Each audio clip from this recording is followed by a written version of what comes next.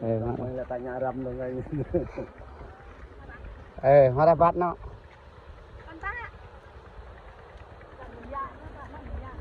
Tuần đúc này là.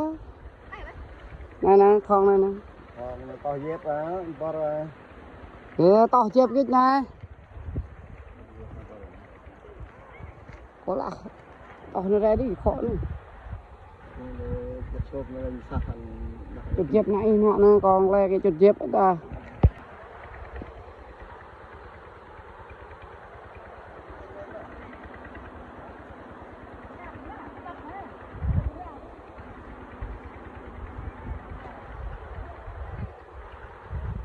To nhà cái nhà phù khí kênh.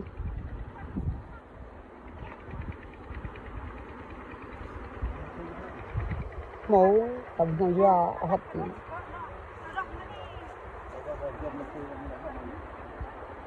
Và cái hát hả? Cái hát hả? Đi lên chấp này hả? Cái hả? Không chúc là nó này.